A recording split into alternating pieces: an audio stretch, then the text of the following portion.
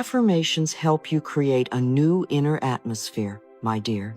They are not magical sentences used to deny what is happening. And they are not a way of pretending that you never feel afraid, tired, or uncertain.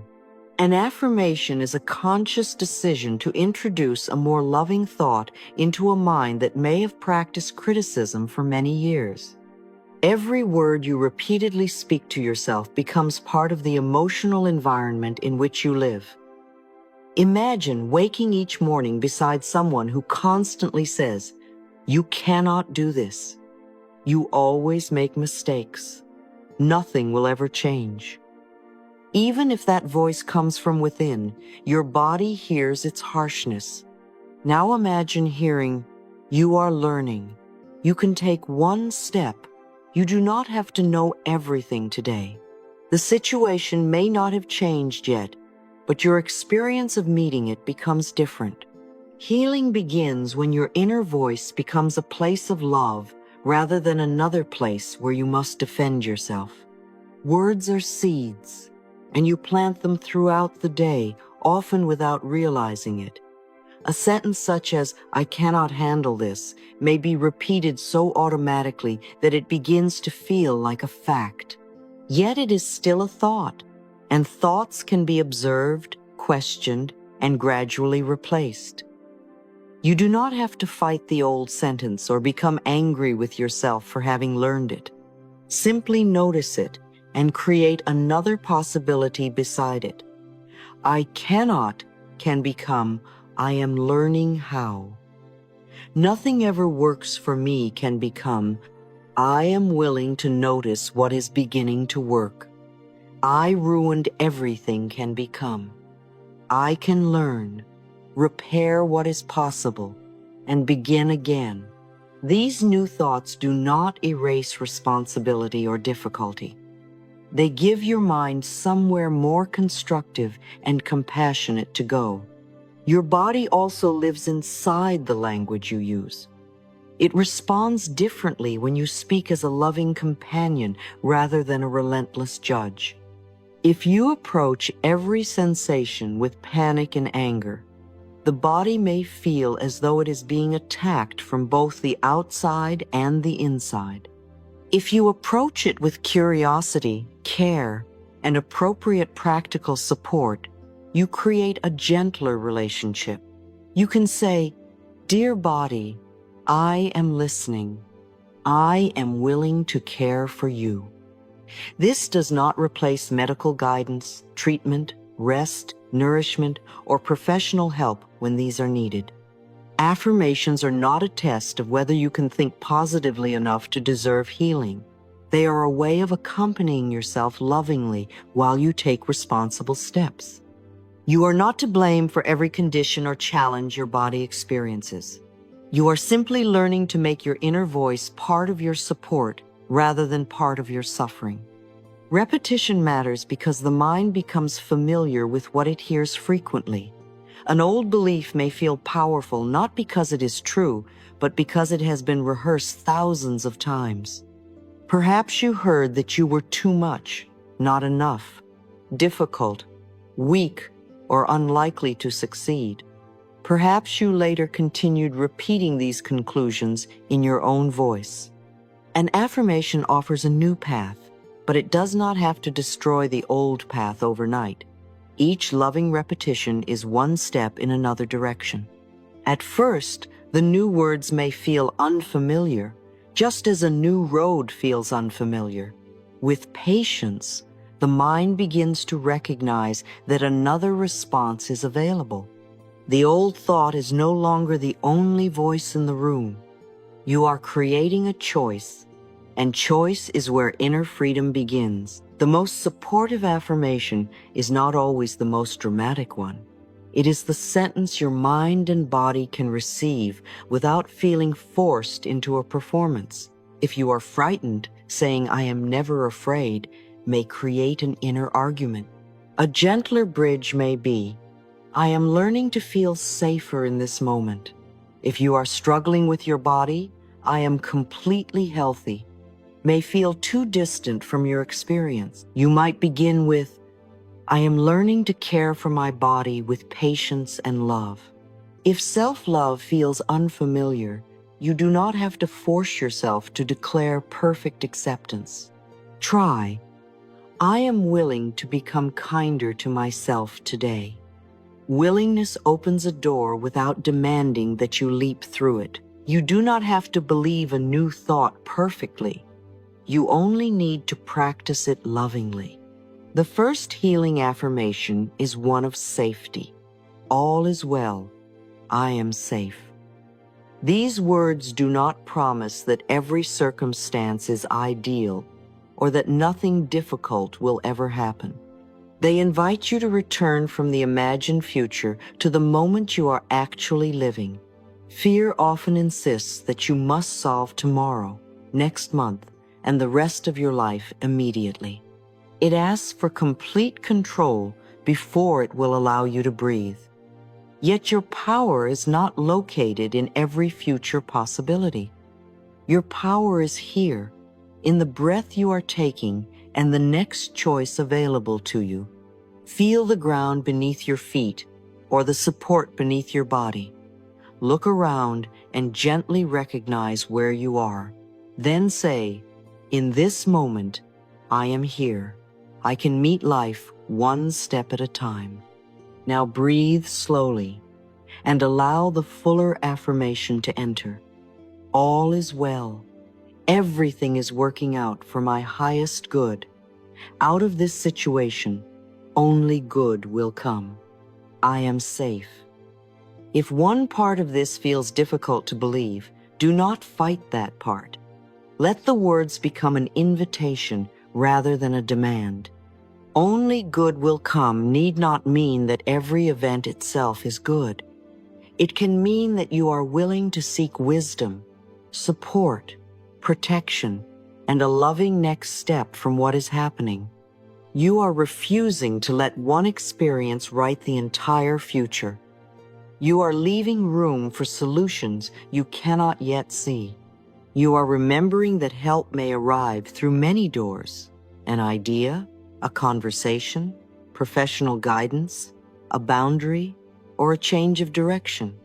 You do not need to understand the complete path before taking the next safe and responsible step. Use this affirmation when the mind begins racing ahead of the body. Place one hand over your heart and the other over your abdomen. Let your exhalation become slightly longer without forcing it. Then repeat, all is well in this breath. I am safe enough to soften a little. Notice the phrase, a little. You are not ordering your body to relax completely. You are offering it a small experience of gentleness. Perhaps your shoulders drop slightly or your hands loosen. That small change matters because it tells your system that you are listening rather than commanding. Peace does not always arrive as a great wave. Sometimes it begins as one moment in which you stop demanding that the present become perfect before you permit yourself to breathe. The second healing affirmation is about the relationship you have with yourself. I love and approve of myself. Many people postpone self-love until they have changed their appearance, corrected every habit, earned more money, or received someone else's approval. They make love a prize that waits at the end of an endless improvement plan. But how can the frightened self grow freely when love is constantly being withheld? A garden is not nourished by being insulted until it blooms. It needs attention, patience, light, and care. You also grow more naturally when the person inside you feels supported. Self-approval does not mean believing that every action is correct. It means that even when you correct an action, you do not withdraw your fundamental loyalty from yourself. Notice what happens when you make a mistake. Does your inner voice immediately call you foolish, hopeless, or unworthy? If so, pause before continuing the familiar punishment. Place your hand over your heart or stand before a mirror. and meet your own eyes. Speak as you would to someone you deeply love who is sincerely trying to learn. Say, "This did not happen as I hoped, but I will not turn against myself." Then ask, what can be learned, repaired, or done differently? Responsibility and love can exist together. In fact, love makes honest responsibility safer because you no longer need to hide your mistakes to preserve your worth. You can face the truth without using it as a weapon against yourself. Now look gently at your reflection, if you are able, and say, "I love and approve of myself exactly where I am." You may notice resistance, sadness, embarrassment, or even the desire to look away. Let every response be allowed. A part of you may have waited many years to hear these words without conditions attached. You do not have to manufacture a beautiful emotion. Simply remain present and repeat the affirmation slowly. If "I love myself" feels too far away, begin with, "I am willing to learn how to love and approve of myself." Then choose one small action that agrees with the words. Rest when you need rest. Speak more gently. Keep a promise, or ask for appropriate help. The subconscious learns not only from what you say, but also from the way you live. My dear, you do not need to perfect yourself before you become worthy of your own tenderness. Self-love is not waiting somewhere in the future for a more impressive version of you. It is available in the way you meet yourself now, especially when you are tired, uncertain, or still learning. Let us close this part by repeating both affirmations together. All is well. Everything is working out for my highest good. Out of this situation, only good will come. I am safe. Take a breath and let your body receive as much of that message as it can. Then continue. I love and approve of myself exactly where I am. I am willing to stand beside myself as I heal and grow. These thoughts may feel new, but every loving repetition plants another seed. Continue patiently, water the seeds with supportive action, and allow your inner world to become a kinder place to live. Now, my dear, let us move gently into the third healing affirmation. I am willing to release the past. Notice that it begins with willingness rather than force. You are not commanding yourself to forget everything that happened. You are not pretending that an experience did not hurt, and you are not calling an injustice acceptable. You are simply becoming willing to stop carrying yesterday into every room you enter today.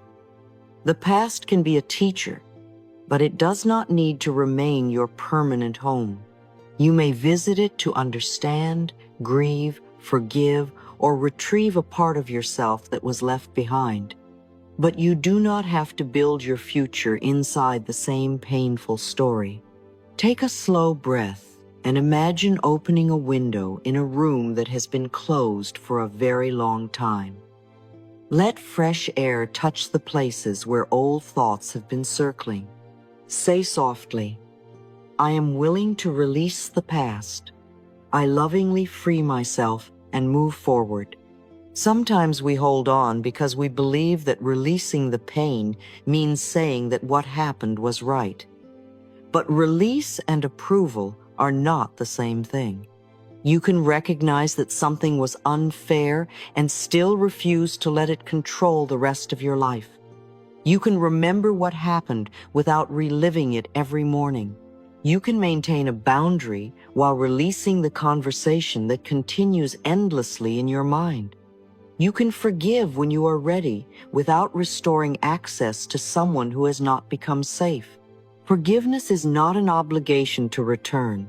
It can simply be the decision that another person's choices will no longer occupy the center of your inner world. You do not have to make them understand before you are allowed to become free. You do not need to witness their regret before you permit your own heart to rest. Your peace does not have to wait for someone else's awakening. There may also be parts of your past for which you blame yourself. Perhaps you stayed too long, ignored what you knew, trusted someone who was not trustworthy, or chose from fear. Look at the person you were then with the understanding you possess now. That person did not have today's knowledge, support, experience, or clarity.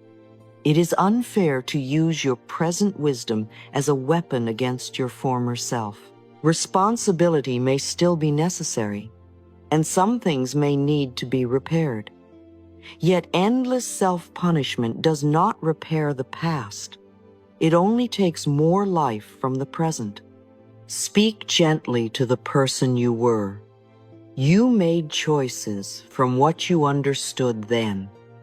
I forgive you for not yet knowing what I know now. Keep the wisdom those years gave you. Let the wisdom guide your boundaries, your relationships, and your decisions. But let the weight of shame begin to leave your body. Releasing the past is often a repeated practice rather than one grand decision. A memory may return when you hear a song, visit a place, or encounter a situation that resembles what happened. When it returns, do not accuse yourself of failing to let go. Meet the memory as you would meet a tired visitor. Recognize it, breathe, and remind yourself that it belongs to another moment. You can say, "This happened then, and I am here now." Look around the room and notice what is present. Feel your feet, hear the sounds around you, and return to the life available today. If the memory is overwhelming or connected to trauma, you are allowed to seek skilled professional support. You were never meant to force your way through every difficult experience alone. Sometimes release becomes possible because another safe person helps you carry what once felt unbearable. Think of release as setting down a heavy suitcase. The suitcase may contain lessons, names, images, regrets, and unanswered questions. You do not need to throw away everything inside it. Open it with care and choose what still serves you. Keep the discernment, courage, compassion, and knowledge you developed. Keep the clearer understanding of what you will and will not accept. Then remove the demand that the story must have ended differently before your life can continue. Release the fantasy that returning to the same situation will somehow produce a new result without real change. Let your hands become free for what belongs to the present. You can keep the wisdom and release the weight. Repeat slowly, "I bless what I have learned. I release what I no longer need to carry. I am free to create a different experience now." Our fourth affirmation brings us back into loving partnership with the body. I listen to my body with love. Your body is not an enemy standing between you and the life you want. It has carried you through every day, responded to countless demands, and continually worked to protect and sustain you. Even when you do not understand its signals, it deserves curiosity rather than contempt. Many people speak to their bodies only when they dislike something. They criticize appearance, resent fatigue, ignore discomfort, or demand more effort after the body has asked for rest. Imagine how a friend would feel if you spoke to them this way every day. The body also experiences the emotional climate you create around it. A loving relationship begins when you stop asking, "Why are you doing this to me?" and begin asking, "What are you trying to communicate?" Place a hand somewhere comforting and affirm, "Dear body, I am listening now." Listening to the body can begin with very ordinary questions. Are you tired? Or have you simply been calling yourself lazy? Are you hungry, thirsty, overstimulated, or in need of quiet? Have you been sitting too long and longing for gentle movement? Is there a persistent symptom that needs evaluation from a qualified health professional? Your body may not answer with words. It may answer through sensation, energy, tension, appetite, pain, or the desire to slow down.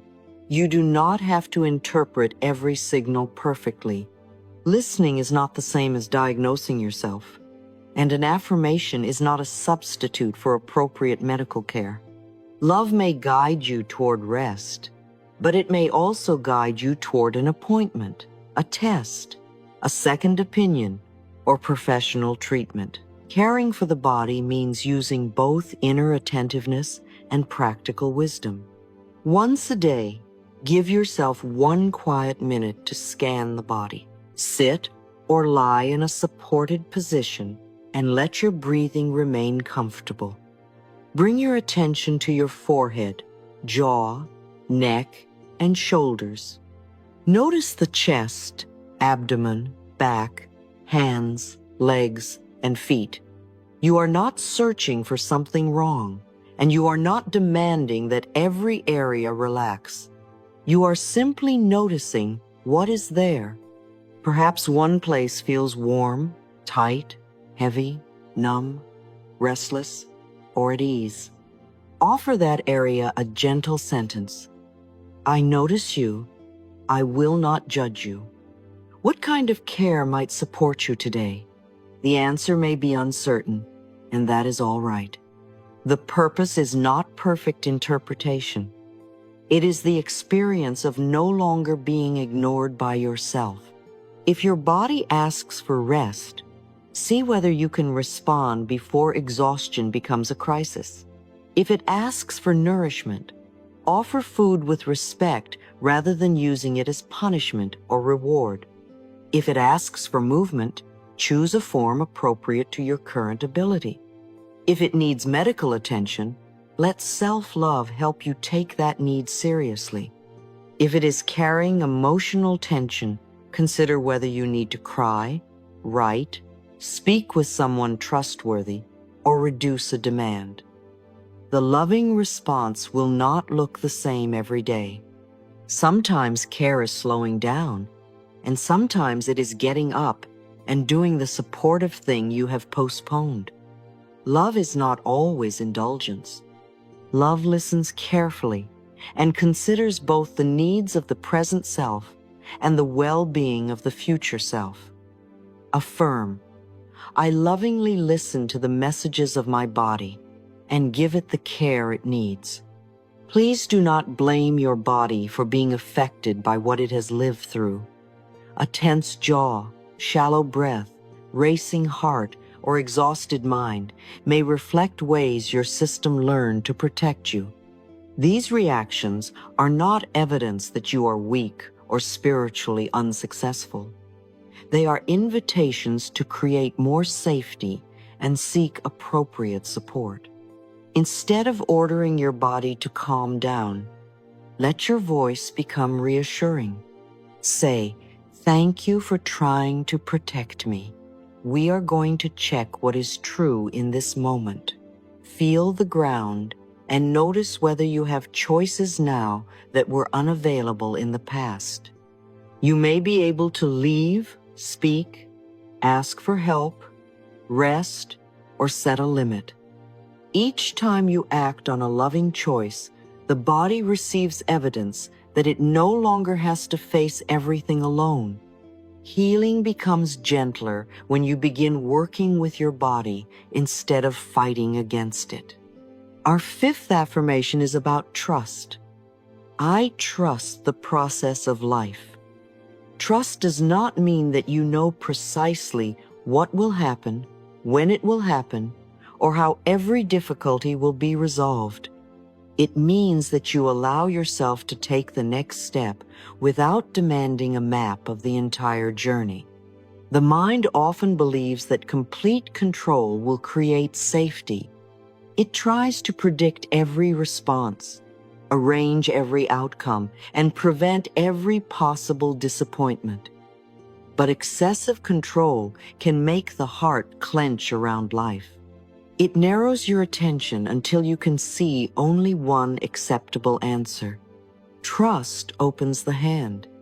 It allows you to have an intention while remaining receptive to forms of support and opportunity you may not have imagined. Breathe and say, I do not need to see the whole path in order to take the next loving step. Trust is not passivity. You still act, prepare, communicate, learn, protect yourself, and care for your responsibilities.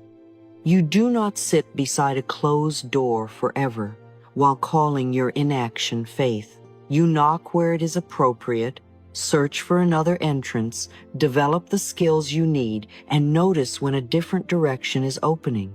Trust means doing the part that belongs to you without trying to perform the part that belongs to time, circumstance, or another person. You can express your needs, but you cannot control how someone responds. You can submit the application, but you cannot force the final decision. You can care for your health, but you cannot command every stage of the body's process. You can plant the seed, water it, and protect the soil, but you cannot pull the plant upward to make it grow. Trust allows effort and patience to exist together. When you do not yet have an answer, choose the best step you can see from where you are. You do not need perfect certainty before every decision. Gather the information available, listen to wise counsel, consult your values, and then move with care. If new information appears, you are allowed to adjust. Changing direction does not always mean that the first step was a failure. Sometimes a step reveals what could not be seen from the place where you began. Life communicates through experience as well as intuition. You participate, observe, learn, and choose again. This is a living relationship rather than a rigid plan. Say to yourself, I trust the process of life. I am guided, supported, and exactly where I need to be for the next step to become clear. The phrase, exactly where I need to be, does not mean that every painful circumstance should continue. It does not tell you to remain in danger, tolerate abuse, or ignore your responsibility to make changes. It means that your power begins from the place where you actually are, not from the place you believe you should already have reached. You cannot take a truthful step from an imaginary starting point. First, acknowledge what is happening now. Then ask what safety, love, wisdom, and self-respect require of you. Perhaps trust asks you to wait, and perhaps it asks you to leave. Perhaps it asks you to rest, and perhaps it asks you to begin. True trust does not silence discernment. It helps you listen without letting panic make every decision. Open your hands for a moment and notice the difference between an open palm and a clenched fist. A clenched hand can hold one thing tightly, but it cannot easily receive anything new. An open hand does not mean that you have lost your strength. It means you are available to respond. Let your hands represent the way you wish to move through life. You may still choose carefully what you accept. You may still have standards, boundaries, and a clear direction. But you no longer insist that goodness can reach you through only one person, one opportunity, or one timetable. You leave room for life to be larger than your current imagination. Trust allows you to move through life with open hands instead of a clenched heart. Affirm, I do my part with love, and I release the need to control every detail. Now we come to an essential part of affirmation practice, allowing your life to agree with your words. An affirmation becomes powerful when it begins to influence your actions. If you say, I am safe, consider creating one boundary that supports safety. End a disrespectful conversation, adjust an unsafe environment, or ask a trustworthy person for help. If you say, I love and approve of myself, let that love take physical form. Rest when you are depleted, nourish yourself, keep a promise, or stop speaking to yourself with contempt. Words open a direction, and action begins walking in it. You do not need to take a dramatic step. One small action repeated consistently can teach the subconscious that your new sentence is more than a beautiful idea. If you affirm, I release the past, notice where you continue returning to an old loop. Perhaps you repeatedly check someone's page, replay a conversation, or place yourself in the same situation hoping it will finally become different. Choose one interruption. Put the phone down, write what you feel, take a walk, or redirect your attention towards something you can build now. If you affirm, I listen to my body, respond to one message with a concrete act of care. Drink water, stretch gently, prepare a nourishing meal, go to bed earlier, or make the appointment you have delayed. If you affirm, I trust life, take the next reasonable step, even though you cannot guarantee the outcome. Send the message, ask the question, begin the lesson, or complete the task before you. An affirmation becomes believable when the body observes you behaving in agreement with it. Do not attempt to transform all 5 affirmations into enormous actions at once. That would turn a healing practice into another source of pressure. Choose one sentence that feels especially relevant today. Let it become the center of your attention and the guide for one loving decision. If safety is your focus, notice what creates steadiness. If self-love is your focus, notice how you speak to yourself after a mistake. If release is your focus, choose one burden not to rehearse today. If listening to the body is your focus, create 1 minute of quiet attention.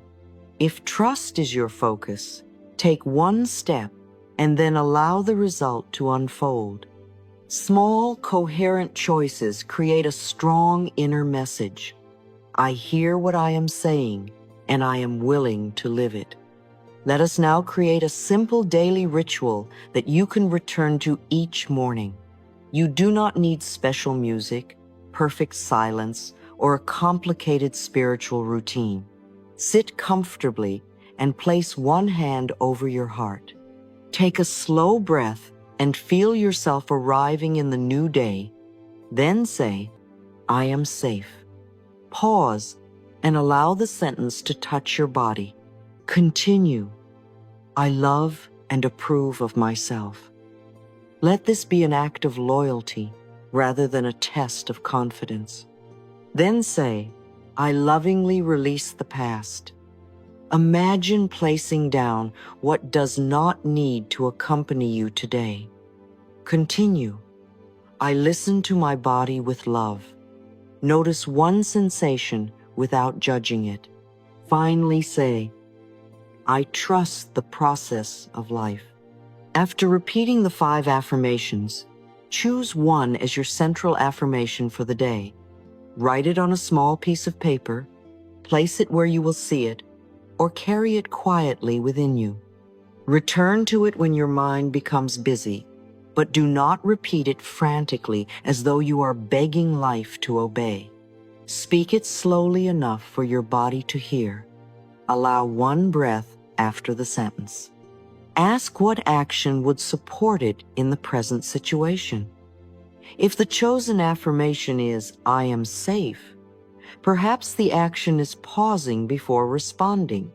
If it is, I love myself, perhaps it is refusing to turn one mistake into an hour of self-attack.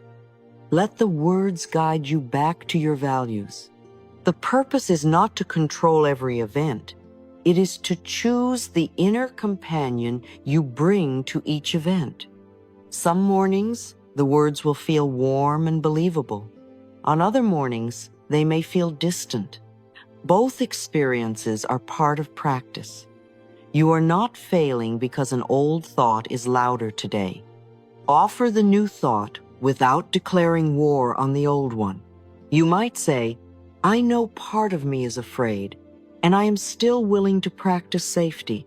Or, self-love feels unfamiliar, but I am willing to stop being cruel to myself. A bridge thought is often more healing than a grand statement your whole body rejects. Begin where you are. Love meets you in the truth of this moment, not in the performance of where you think you should be. Each gentle repetition creates another possibility, and each supportive action strengthens the new path. Before we finish, let us bring all 5 affirmations together. Breathe in slowly and say, all is well. I am safe in this moment, and I can meet life one step at a time. Breathe again and continue. I love and approve of myself exactly where I am. I remain on my own side while I learn and grow. Let your exhalation carry something old away as you say, I am willing to release the past. I keep the wisdom and release the weight. Bring your awareness into the body and affirm, I lovingly listen to the messages of my body and give it the care it needs. Finally, open your hands and say, I trust the process of life. I take the step that belongs to me and release what I cannot control. There is no need to hurry. Let every sentence have enough space to settle. My dear, the healing voice within you is not a voice that demands perfection. It is the voice that returns whenever you are ready and says, let us begin again with love. It does not deny pain, but it refuses to make pain your permanent identity. It does not promise that you will control all of life, but it reminds you that you can choose how you accompany yourself. It listens to the body, learns from the past, acts in the present, and leaves room for the future to open. Let these closing words become your quiet blessing. My thoughts are becoming kinder. My body is receiving more love. My heart is becoming lighter. I am safe to release what is finished. I welcome the care and support that serve my well-being. I trust the healing process of life. I move forward with open hands and a peaceful heart. All is well.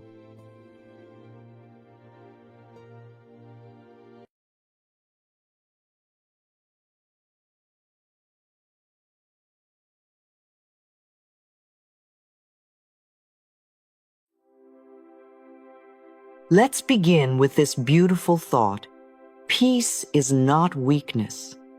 Peace is power in its quietest, deepest, most healing form. Many people think power must be loud.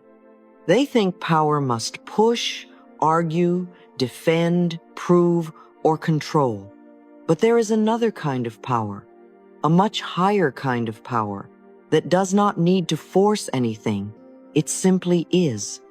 It stands still. It breathes. It blesses the room without demanding attention. And that power is peace. In the language of energy and consciousness, especially through the symbolic view of power versus force, peace is often placed at the level of 600. Fear is placed around 100. Anger is placed around 150. Now, dear one, we do not need to treat these numbers as a strict scientific measurement. we can receive them as a spiritual and energetic map. And this map tells us something very important. Peace is not low energy. Peace is not passive. Peace is not empty. Peace is a very high, stable, powerful field. Fear at 100 makes the human being contract. Fear says something is wrong. Protect yourself. Do not trust. Close your heart. Prepare for danger. When you live from fear, the body tightens, the breath becomes shallow, the mind searches for proof that life is unsafe. Fear makes the world feel smaller. It makes you defensive. It makes you suspicious. It makes you imagine enemies where there may only be uncertainty. Fear is heavy because it pulls your energy inward and downward. Anger at 150 has more movement than fear, and sometimes anger can be a doorway out of helplessness. It can show you that something needs to change. But anger, when it rules you, burns hot and fast. It reacts before it listens. It attacks before it understands. It wants to win, prove, strike, and defend. Anger can create motion, but it can also create damage. It can disturb the energy of a room very quickly. It may feel powerful in the moment, but it often leaves the body exhausted and the heart more guarded. Peace at 600 is different. Peace does not explode. Peace does not need to threaten. Peace does not need to shout, "Look how powerful I am." Peace is like a deep, still field that can hold many waves without becoming the waves. It is steady enough to calm chaos. It is clear enough to see through confusion. It is strong enough to respond without being controlled by every emotional storm. When you are peaceful inside, you do not need to use force to influence others. Your presence itself becomes medicine. Think about the people you have met who carry real peace. They may not say very much, but the room feels different when they arrive. Their voice has space in it. Their eyes do not attack. Their breathing is slower. Their body does not seem to be fighting life. And because they are not adding fear, panic, or anger to the room, something in everyone else begins to soften. This is the power of peace. It does not push, it regulates. When you hold peace inside yourself, you stop contributing more fear to the environment. You do not enter the room and pour your anxiety into everyone else. You do not answer anger with more anger. You do not pull people into an energetic battle just because your ego wants to be right. You become a different kind of presence. A person can come to you upset, and instead of joining their storm, you become the calm shore. You listen, you breathe, you stay connected to yourself, and slowly, they may begin to remember their own steadiness.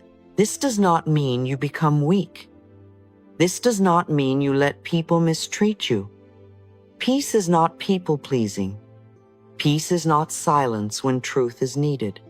Peace is not swallowing your needs so others can remain comfortable. True peace can speak clearly. True peace can set boundaries. True peace can say, "No, this is not right for me." But it speaks without poisoning itself.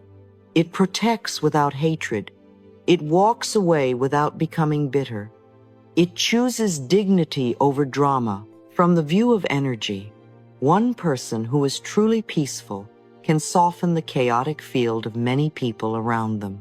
If everyone in the room is afraid, one peaceful person can remind the room that panic is not the only option.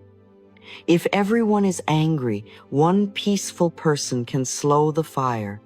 If everyone is reacting, one peaceful person can become the pause. You may think this is small, but it is not small. A pause can save a conversation. A calm breath can prevent a harsh word. A peaceful presence can keep pain from multiplying.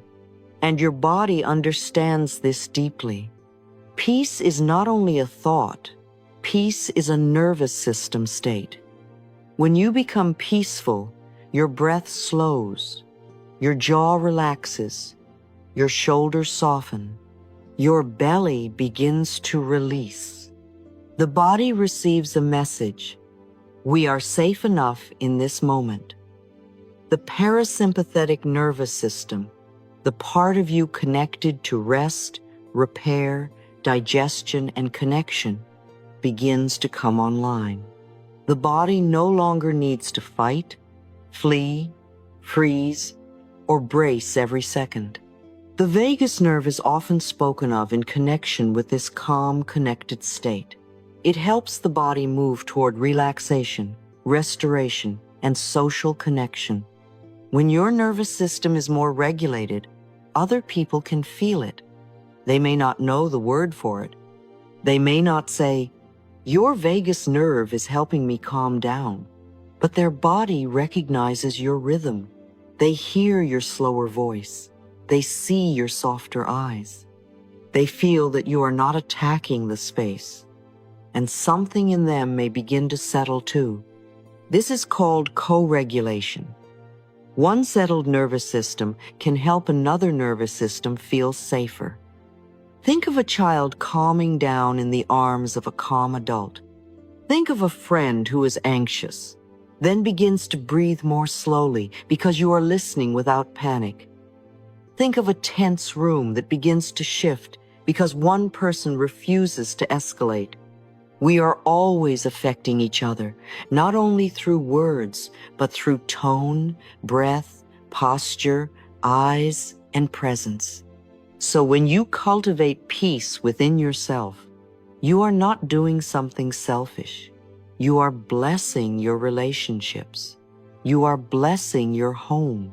You are blessing your work. You are blessing the conversations you enter.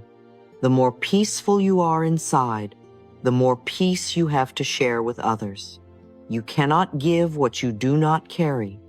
If you carry fear, you share fear. If you carry anger, you share anger. If you carry peace, you share peace without even trying. But please hear this gently. You are not responsible for fixing everyone's nervous system.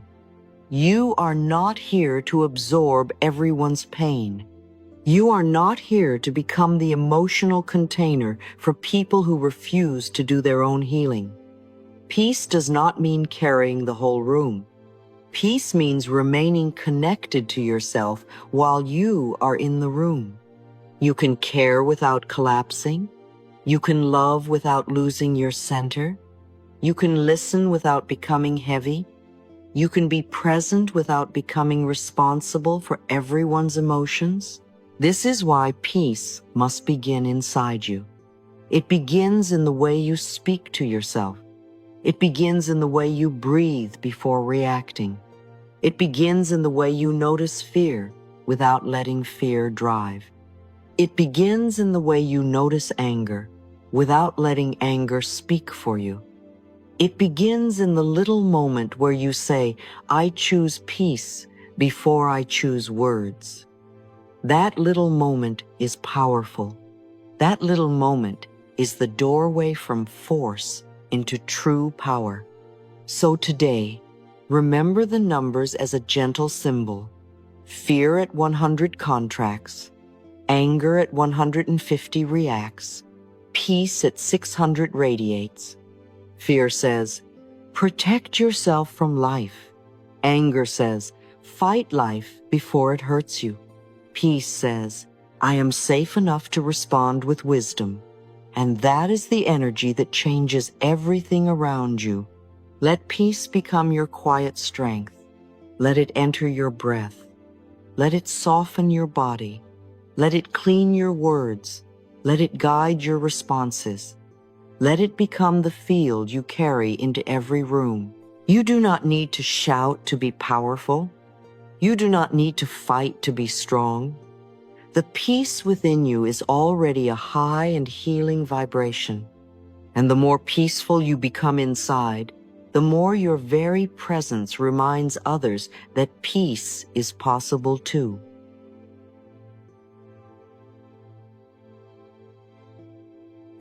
Let me share a little metaphor with you. Imagine a cup sitting quietly beneath a clear stream of water. If the cup is empty, it can receive. If the cup is cracked, it needs care. If the cup is already full of dust, old bitterness, fear, and exhaustion, then anything poured into it becomes mixed with what has not yet been cleansed. And if the cup is dry, it cannot overflow. It can only scrape, force, and try to give from emptiness. Dear one, this is how many people live. They try to pour peace into others while their own inner cup is empty. They try to give love while their nervous system is tired. They try to be patient while speaking to themselves with cruelty. They try to help everyone. But inside, they are quietly resentful because they have not first returned to themselves. This is the law of overflow. You cannot truly give what you do not have. You may perform kindness for a while. You may smile when you are tired. You may say the right words. You may carry other people's burdens because you believe that is what love means. But if there is no peace inside you, what you give will eventually contain strain. If there is no tenderness inside you, your giving may become controlled. If there is no rest inside you, your help may become resentment.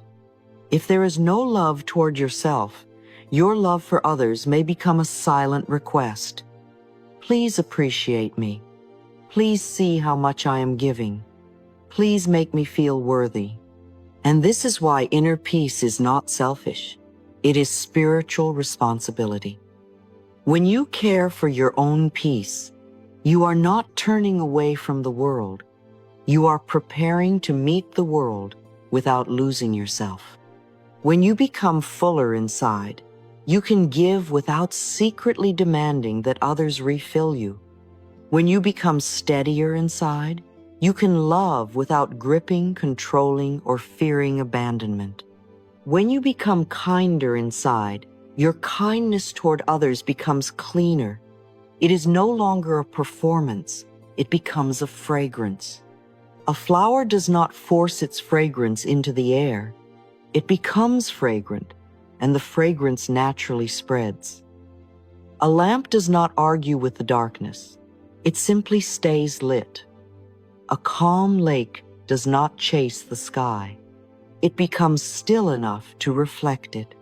In the same way, when peace lives within you, it begins to move through your voice, your face, your choices, your pauses, your boundaries, your listening, and even your silence. You do not have to announce, "I am peaceful." People feel it. Rooms feel it. Conversations feel it. Your life begins to carry a different atmosphere. This is the teaching I want you to hold close. Begin with yourself. Not because others do not matter, but because you are the place from which your whole life is experienced. If you abandon yourself, your giving becomes heavy. If you reject yourself, your words become sharp. If you ignore your own body, your presence becomes restless. So begin within. Place a hand over your heart and say, "I choose peace within myself first." Let this not be a selfish statement. Let it be a sacred one. You are not choosing peace instead of love. You are choosing peace so that love can flow through you without becoming tangled in fear. When you are empty, you may give with a hidden ache. You may help someone and then feel angry that they did not notice your sacrifice. You may say yes when your body is saying no, and later you call yourself loving, but inside you feel used. You may try to be patient, but the patience is only on the surface because underneath it there is self-criticism, pressure, and emotional fatigue. You may want to comfort someone, but your own system is so overwhelmed that their pain feels like one more weight you must carry. This is not failure. It is simply a sign that your cup needs tending. Peace asks you to become honest. Am I giving from overflow, or am I giving from emptiness? Am I helping from love, or am I helping so I do not feel guilty? Am I listening because I have space, or because I am afraid of disappointing someone? Am I being kind, or am I abandoning myself and calling it kindness? These questions are not meant to shame you. They are meant to bring you home. When you are peaceful inside, you can give in the highest way, and one of the highest ways to give is through thought, blessing, and acknowledgement. When you see someone succeed, become wealthy, fall in love, heal, grow, or receive something beautiful, you have a choice. The old mind may compare. It may say, why them and not me? It may shrink, judge, or secretly hope their good does not last. But the healed mind blesses. It says, how beautiful, good exists. Life is generous. Their good does not take away from mine. When you bless good in another person, you are telling your own subconscious, good is allowed in my world too. This is so powerful. Every time you celebrate someone's blessing, you open a door inside yourself. You stop treating abundance as a limited table where only a few can eat. You begin to understand that the success of another person can be evidence of possibility, not evidence of your lack. Their love does not steal yours. Their money does not block yours. Their joy does not reduce your joy. Their light does not make your light smaller. Blessing them keeps your own energy open. You may quietly think, I bless your success. There is enough good for everyone. Your good reminds me that good is possible for me too.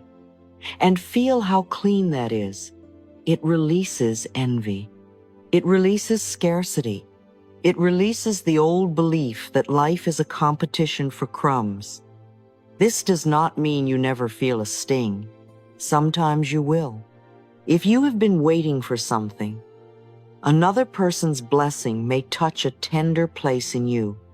Be kind there. Do not shame yourself for being human. Simply choose again. Let their good become a candle that reminds you more light is possible. Another high-frequency way of giving is peaceful listening. Not everyone who is hurting needs advice immediately. Sometimes advice comes too quickly because we are uncomfortable with pain. We rush to fix, solve, explain, or compare. Someone begins sharing their grief, and we interrupt with our own story. Someone speaks from confusion, and we try to organize their life in 3 sentences. Someone cries, and we panic because their emotion awakens our own unprocessed emotion. But peaceful listening is different. It does not rush. It does not grab. It does not make the other person's pain larger by adding fear to it. Peaceful listening says, I can be here without taking over. I can witness without controlling. I can let your heart speak without making this about me. Sometimes the most healing gift you can give another person is your calm presence, your slow breath, your soft eyes, your quiet attention, your ability to remain steady while they are not steady yet. This is not passive. It is deeply loving. It tells the other person's nervous system, your pain does not frighten me. You do not have to perform calmness to be accepted here. When you listen this way, you are not absorbing their suffering. You are not becoming responsible for fixing their life. You are offering peace by being present. You breathe slowly. You soften your gaze. You let your body remain grounded. You hear not only the words, but the heart beneath the words. And inside you may hold the simple intention, I offer peace by being present. That intention keeps you from rushing into ego. It keeps you from needing to be the rescuer. It allows love to be spacious. Another powerful practice is blessing the person who comes with aggression. This may be difficult, so let us be very clear. Blessing someone does not mean accepting mistreatment. It does not mean staying in a harmful situation. It does not mean pretending their behavior is acceptable. It means you refuse to let their negativity take ownership of your nervous system. You refuse to let their anger become your inner climate. You refuse to let someone else's wound decide who you become in that moment. When someone is rude, reactive, cold, sharp, or difficult, the old mind may want to drop to the same level.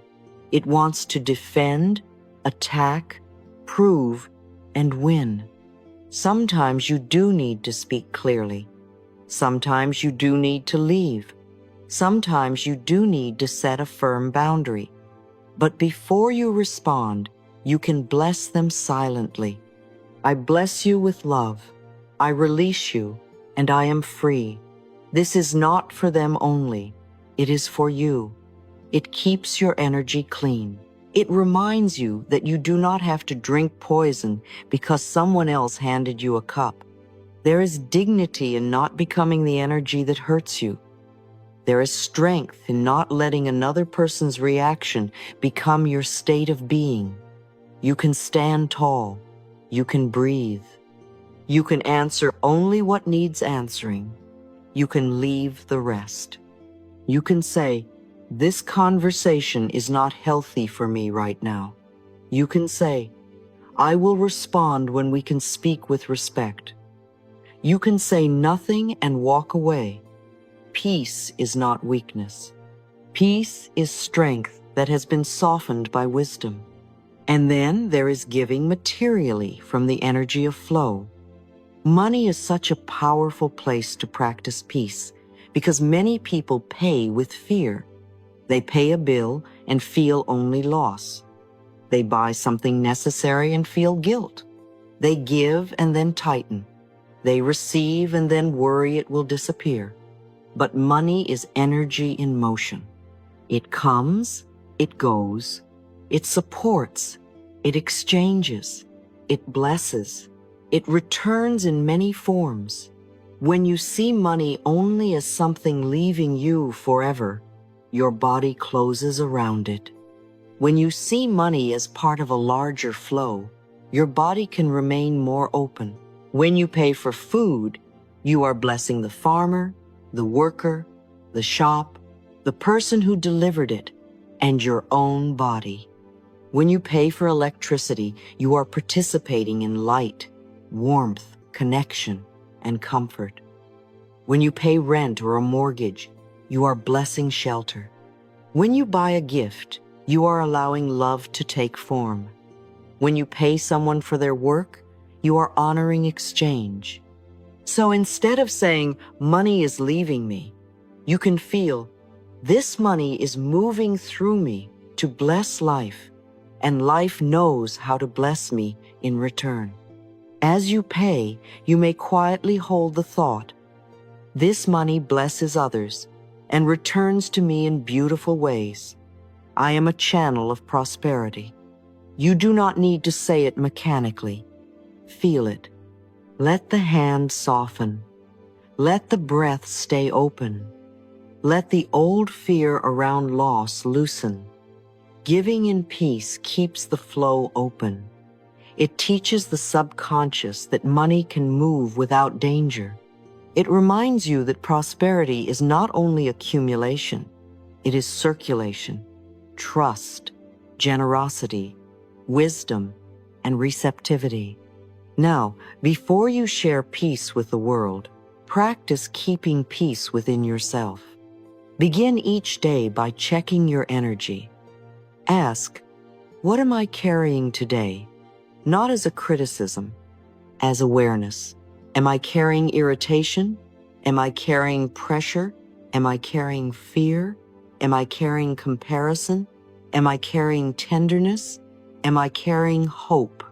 Then ask, am I about to respond from peace or from tension? This one question can save you from many unnecessary reactions. And finally ask, what needs soothing in me before I meet other people today? Maybe your body needs a slower breath. Maybe your mind needs one kind sentence. Maybe your heart needs to admit, I am tired. Maybe your energy needs a boundary. Do not step into the day as if your inner state does not matter. It matters deeply. If you leave the house filled with unspoken resentment, that resentment will color the way you interpret everything. If you begin the day in panic, even neutral things may look threatening. If you begin with a little peace, your whole perception changes. The world may not become perfect, but you meet it differently. Here is a simple 60-second practice. Place your hand on your heart.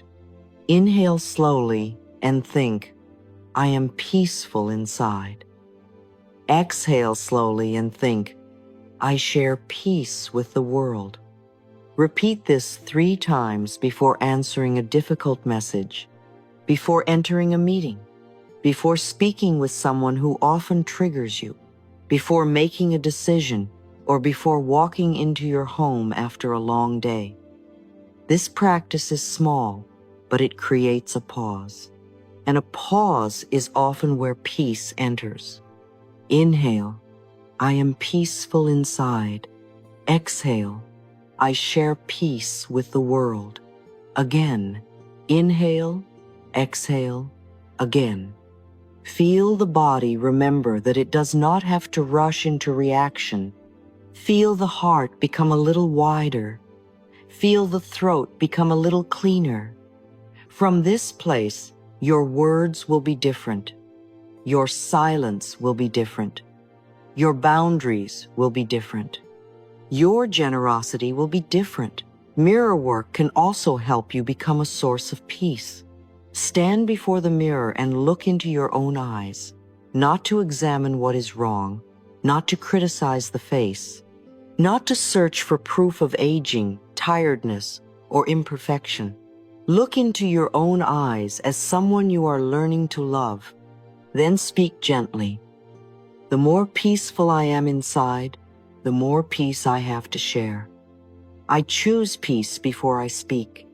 My presence blesses the world around me. Let the words move slowly. Let your eyes receive them. If you feel emotion, let it come. Sometimes when we speak kindly to ourselves, the heart releases sadness because it has waited so long for that kindness. Do not rush away. Stay. This is how the inner cup is repaired. This is how you become safe for yourself. This is how peace stops being an idea and becomes a relationship. And now let us gather the lesson. Peace is not weakness. Peace is power that has been softened. It is strength without violence. It is clarity without cruelty. It is love without self-abandonment. It is generosity without resentment. It is presence without control. When you are no longer pulled so easily by fear, anger, judgment, or comparison, your life begins to influence the world in a different way. You no longer need to force people to feel your energy. Your energy speaks. You become the calm place you once searched for in others. You become the voice that does not abandon you. You become the presence that can enter difficulty without multiplying it. You become the person who blesses success instead of competing with it, listens without taking over, protects boundaries without hatred, gives without closing, and speaks without losing peace. This is not perfection. This is practice. This is the daily return to the cup within you. So today, tend to your own inner cup. Clean it with forgiveness. Fill it with rest. Warm it with kind words. Steady it with breath.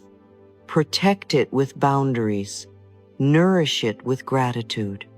And when it begins to overflow, let that overflow bless others naturally, not from pressure, not from guilt, not from the need to be needed, from fullness. You are allowed to become peaceful before you help. You are allowed to breathe before you answer. You are allowed to fill yourself before you pour into others. And as you do, you will discover something beautiful. The peace you were searching for was never only something to receive from the world. It was something you were being invited to become. The more peaceful you are inside, the more peace you have to share. And your peaceful presence may become the quiet blessing someone else did not know they needed. Now, dear one, let us close with a gentle picture in the heart. Imagine that inside your chest there is a quiet lake.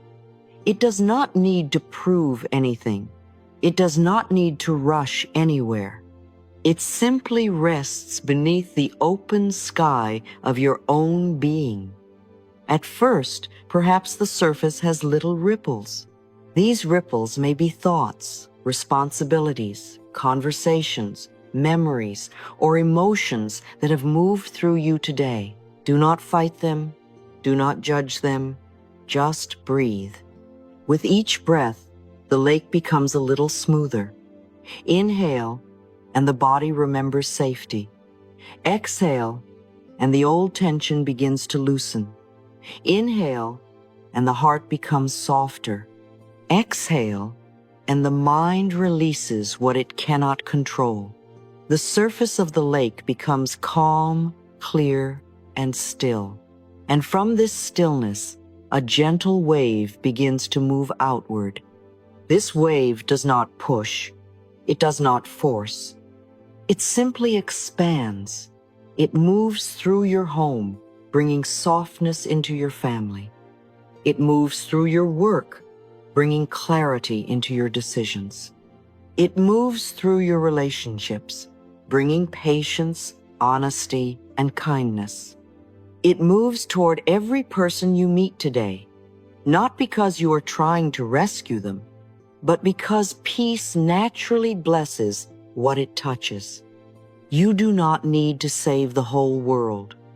You do not need to carry every pain, fix every problem, or become responsible for every emotion around you. You only need to become a peaceful place beginning within yourself. From that inner lake, your words become gentler, your choices become cleaner, your presence becomes steadier, and life around you begins to feel the quiet blessing of your peace.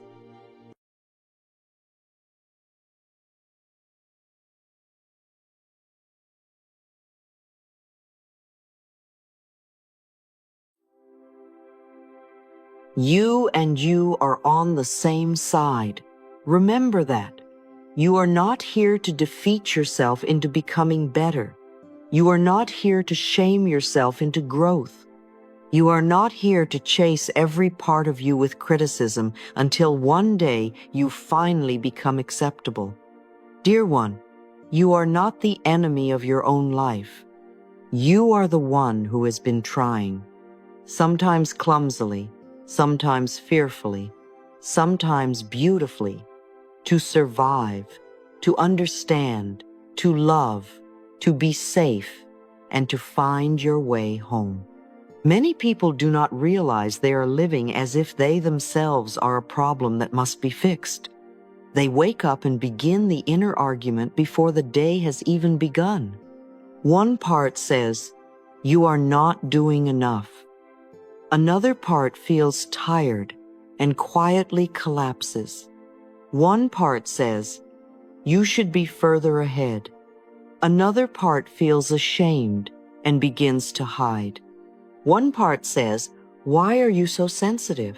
Another part becomes even more wounded because it needed comfort, not judgment. And when these parts of you are fighting each other, your energy leaks away. The body becomes tired. The mind becomes heavy. Joy has no room to enter because the inner house is filled with conflict. So today, let us begin with a new agreement. I want to understand myself. I do not want to keep fighting myself. Healing does not begin when you force yourself to change. Healing begins when you become curious instead of cruel. It begins when you stop standing over yourself with a whip and begin sitting beside yourself with kindness. It begins when you say, "What is really happening inside me? What is this feeling trying to tell me? What part of me has been asking for love in a language I did not yet understand?" Ask yourself gently, what part of me am I fighting? Maybe you are fighting your softness because someone once called it weakness. Maybe you are fighting your need for rest because you were taught that value comes only from producing.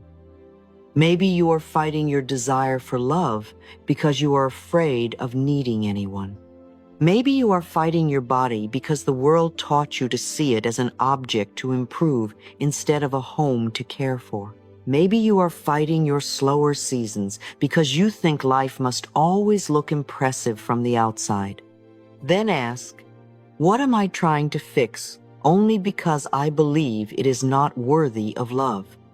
This is a powerful question. Sometimes we call something a flaw when it is really a wound. Sometimes we call something laziness when it is exhaustion. Sometimes we call something overreaction when it is an old hurt asking to be understood. Sometimes we call ourselves difficult when we are simply no longer able to abandon ourselves in the same old way. And then ask, if I stopped judging myself today, what inside me would finally be able to breathe? Perhaps your body would breathe. Perhaps your heart would breathe. Perhaps your creativity would breathe.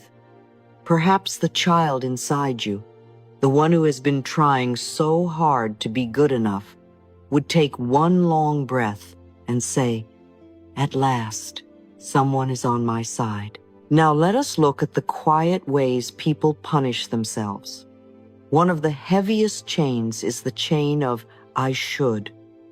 I should be thinner. I should be more successful. I should be calmer. I should be married. I should have more money. I should be like them. I should be over this.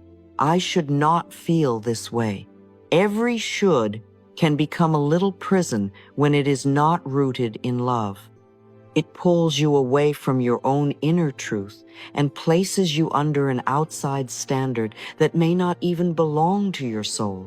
Please notice the difference between a loving desire and a cruel should.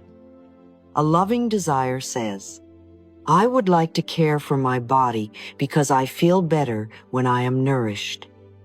A cruel should says, "You are unacceptable until you look different." A loving desire says, "I want to grow in my work because my gifts matter." A cruel should says, "You are nothing unless you achieve more." A loving desire says, "I want to become emotionally steadier." A cruel should says, "You are too much and you must stop being human." The energy is completely different. Love expands. Shame contracts. Love guides. Shame attacks. Love helps you stand up. Shame makes you want to hide. So when you hear the word should inside yourself, pause and ask, is this coming from love or is this coming from fear? Another quiet punishment is self-abuse disguised as discipline. This is very common. You ignore the body's needs because you want to prove you are strong. You refuse joy because some hidden part of you believes you have not earned it yet. You stay in places that hurt you because deep down you think this is what you deserve. You push yourself past every signal, then call it ambition. You speak to yourself with harshness, then call it motivation. But dear one, that is not maturity. That is self-abandonment with a serious face. True discipline is not a hatred of yourself. True discipline is devotion to your well-being.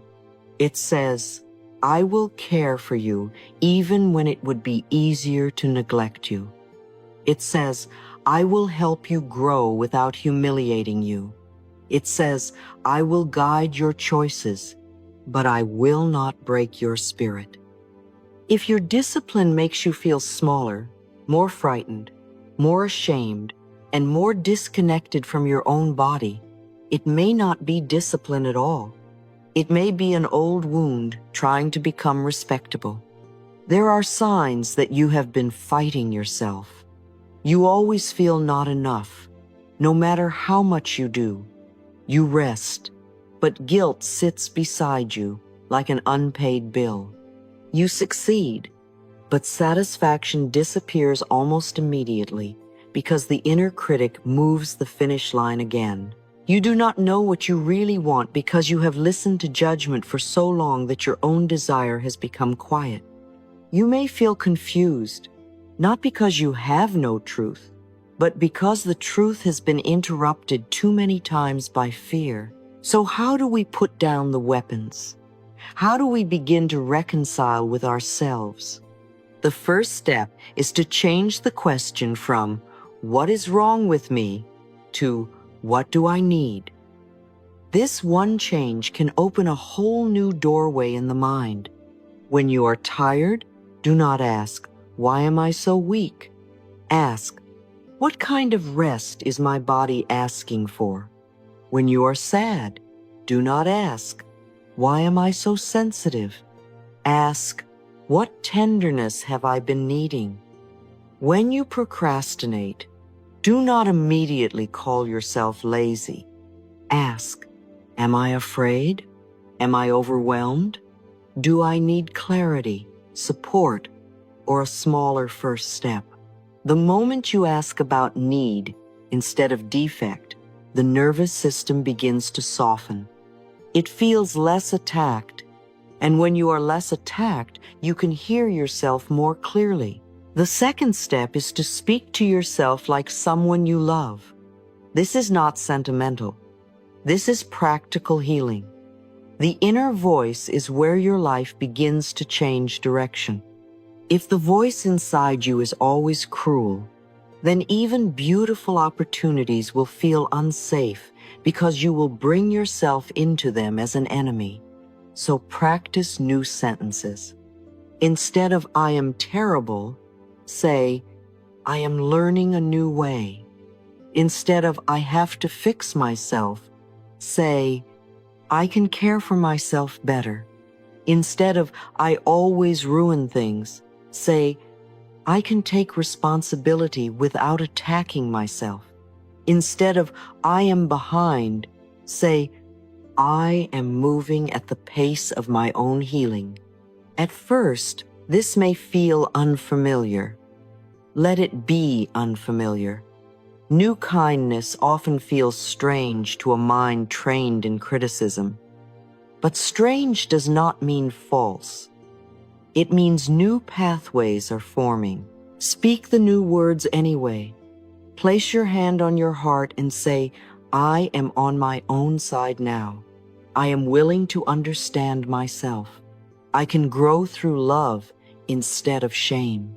The third step is to choose one gentle but real action. Not a dramatic life overhaul, not a perfect plan. One honest act of self-respect. Eat when the body needs food. Rest when the body needs rest. Tell the truth when your heart needs to be honored. Leave what makes you small. Put the phone down when it is feeding comparison.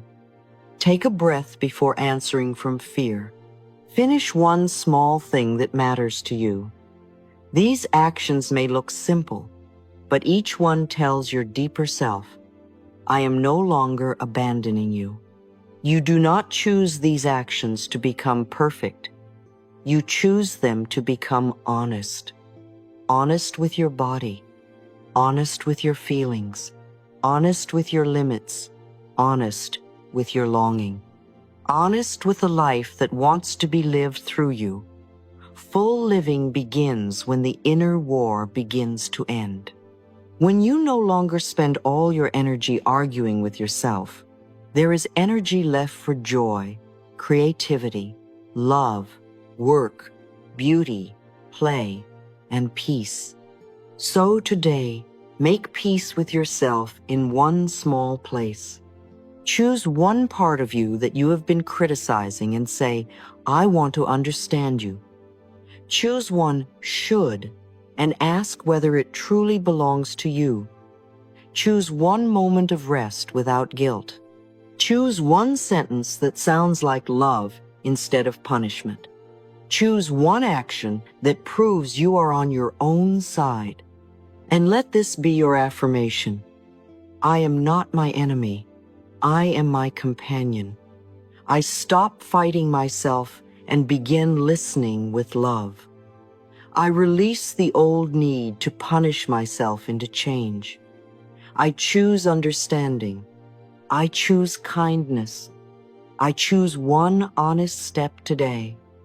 I am safe to live fully, and all is well within me.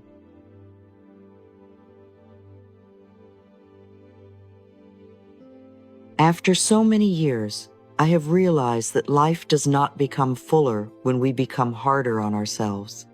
It becomes fuller when we become kinder, more honest, and less frightened of our own humanity.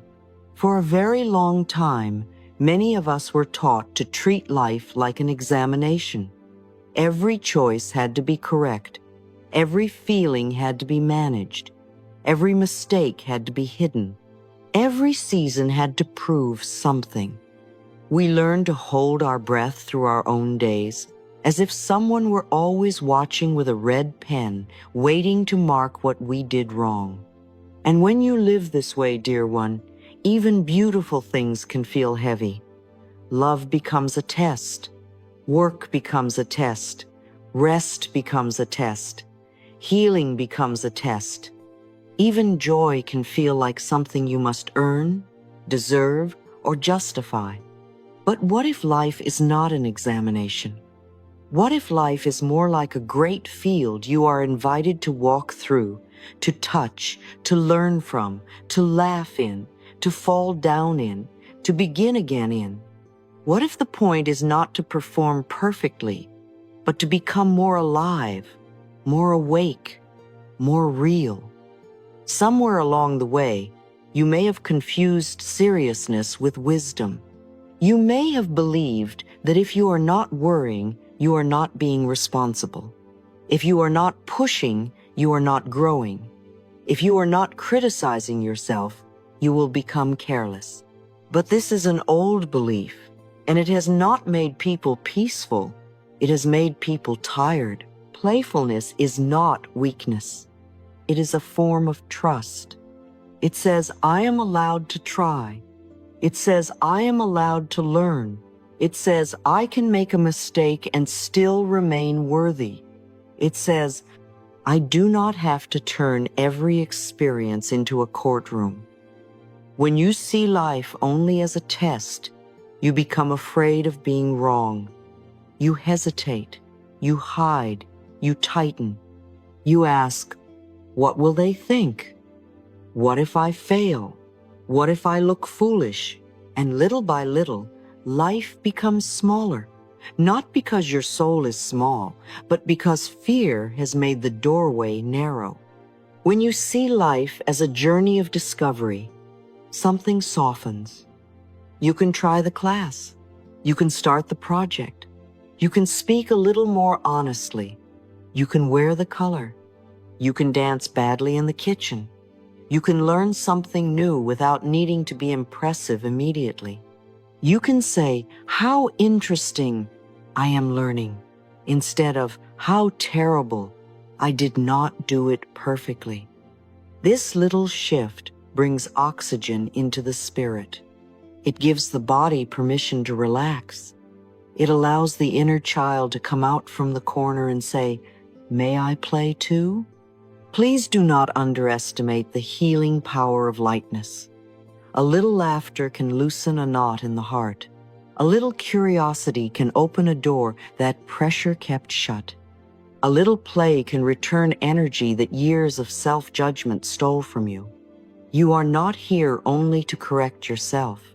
You are here to live, to taste the tea, to feel sunlight on the skin, to create something imperfect and beautiful, to speak truth with a trembling voice, to love without abandoning yourself, to rest without proving exhaustion first, to laugh at the strange little habits of the mind and say, "Oh dear, there I go again, trying to turn life into a final exam." So today, ask yourself, where have I made life too heavy? Not with blame, with curiosity. Have you made healing too heavy? Have you made success too heavy? Have you made relationships too heavy? Have you made your own body a project instead of a companion? Where can you bring a little softness, a little play, a little room to breathe? Perhaps you can do one thing simply because it delights you, not because it makes money, not because it improves your image, not because it impresses anyone, just because your soul enjoys it. That is not a waste of time. That is life returning to you. And then we must gently redefine enough. This is such an important word, enough. Many people hear it and think it means small, limited, poor, or without desire. But enough does not mean you are not allowed to grow. Enough does not mean you must refuse beauty, prosperity, love, comfort, or expansion. Enough means you have begun to understand what truly nourishes you.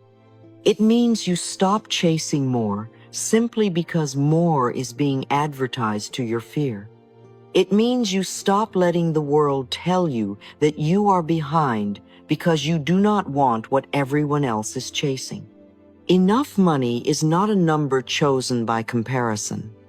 It is the support that allows you to live with dignity, peace, generosity, and freedom from constant fear. Enough time is not an empty calendar. It is a rhythm that allows you to meet your responsibilities without losing your own soul. Enough material comfort is not deprivation.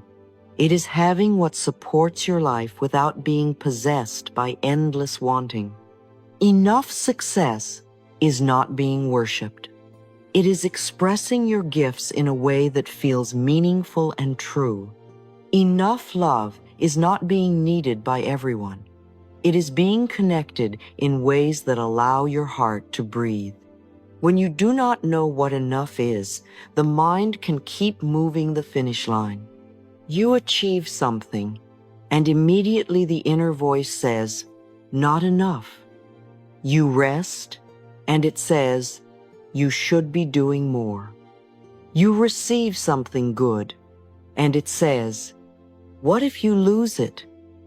You compare, and suddenly your own life looks smaller. Not because it is small, but because you have measured it with someone else's ruler. Dear one, put down the ruler. Come back to your own life. Ask, what actually nourishes me? What brings peace into my body? What makes me feel honest, alive, and grounded? What am I chasing only because I am afraid I will not matter without it? This is not a question the world can answer for you. You must listen inward. Perhaps you need less noise, not more achievement. Perhaps you need deeper friendships, not more attention. Perhaps you need rest, not another goal. Perhaps you need creative expression, not another possession. Perhaps you need to stop proving and start belonging to yourself. Enough is not the end of desire. It is the beginning of wise desire. It is desire that comes from the soul, not from lack. You may say softly, I allow myself to know what truly nourishes me. I release the need to chase what does not belong to my peace. I welcome enoughness into my body, my home, my work, and my heart. Let that word enoughness feel warm, not small. Enoughness is the feeling of sitting inside your own life and no longer being at war with it. It is the feeling of saying, I can grow from here, but I do not have to hate here in order to grow. Now let us speak about true solitude. There is a beautiful difference between isolation and solitude. Isolation is when you close the door because you are in pain and you believe no one can meet you.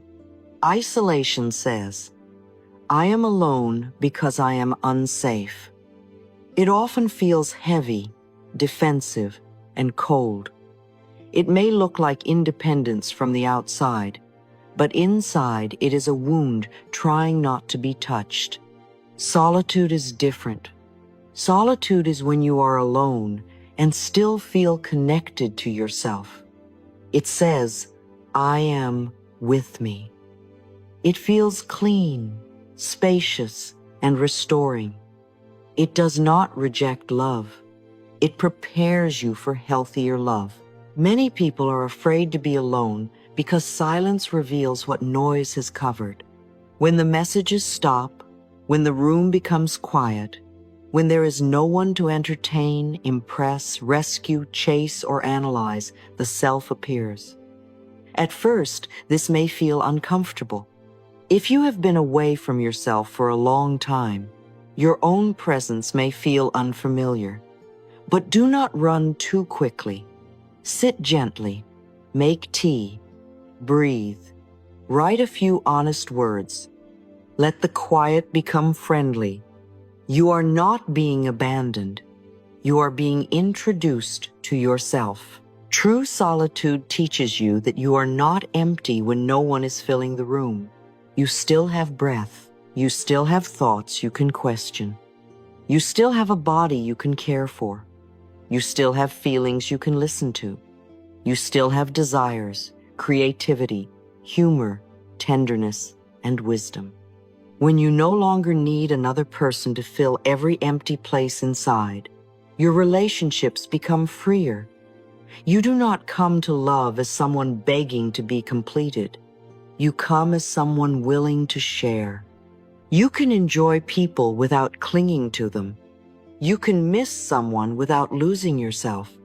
You can love deeply without making another person responsible for your entire inner world.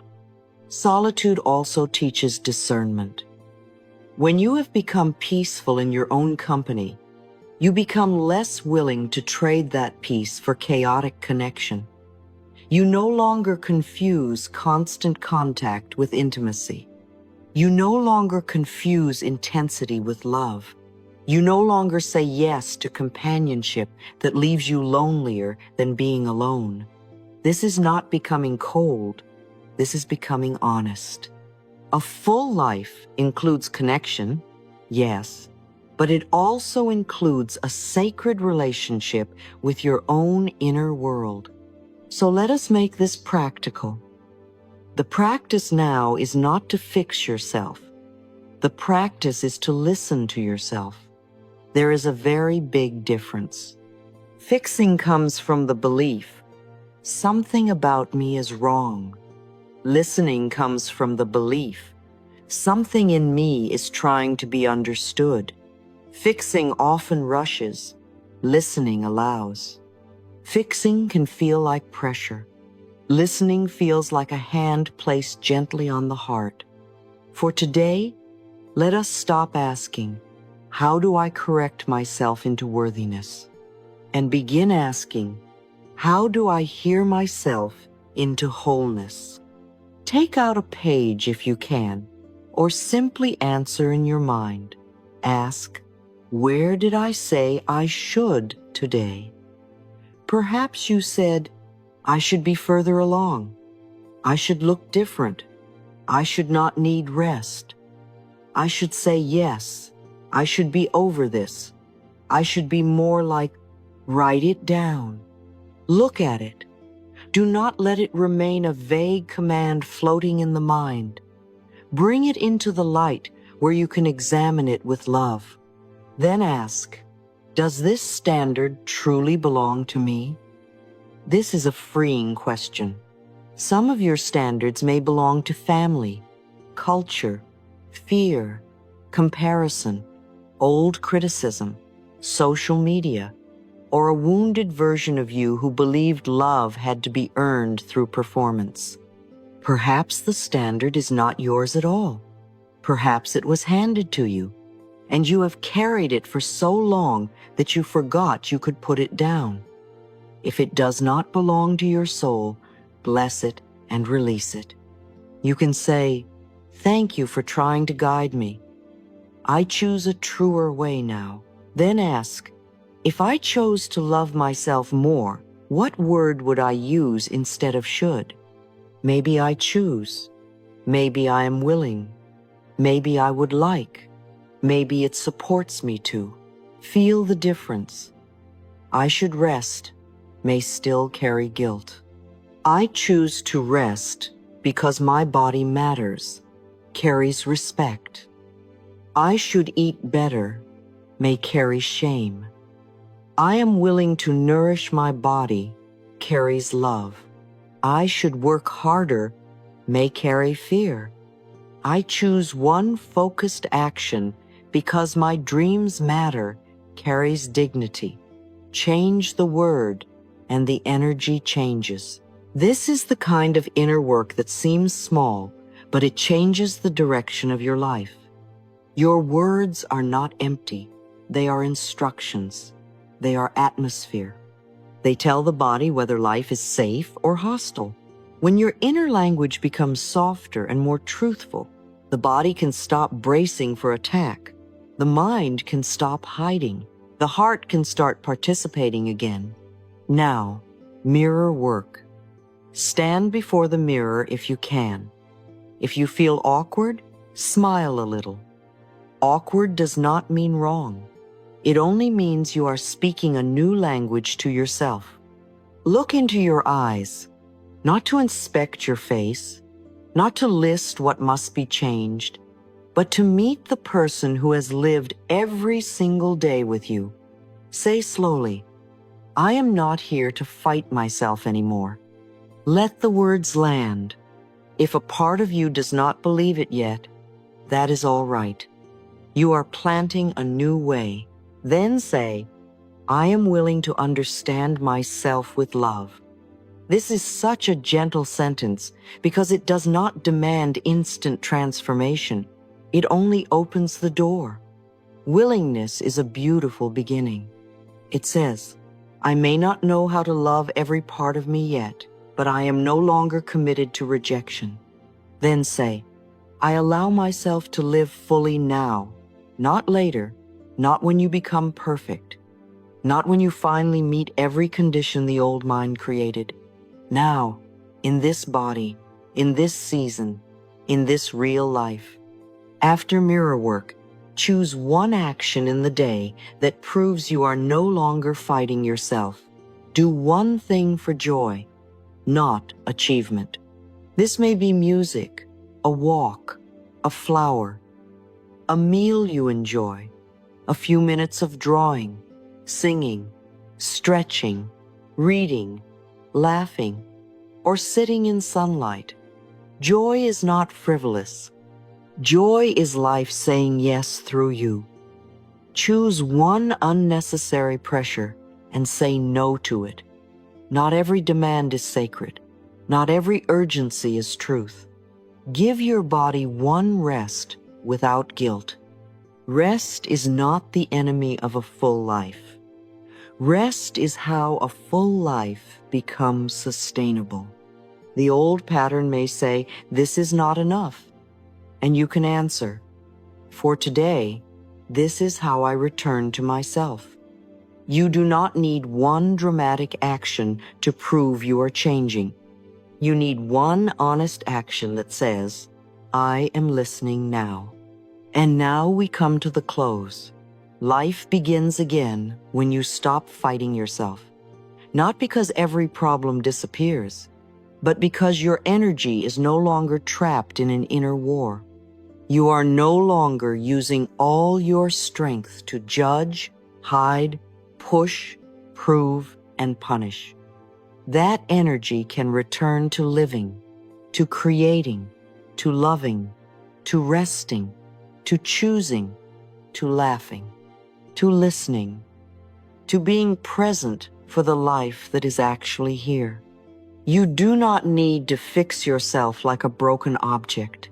You need to meet yourself as a living being with gentleness, with honesty, with respect.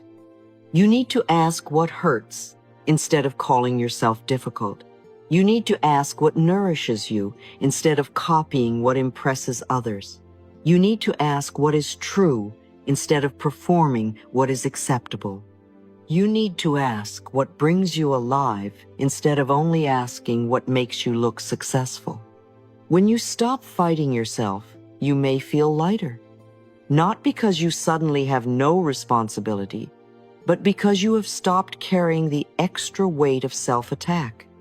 You may feel truer, not because everyone understands you, but because you understand yourself more clearly.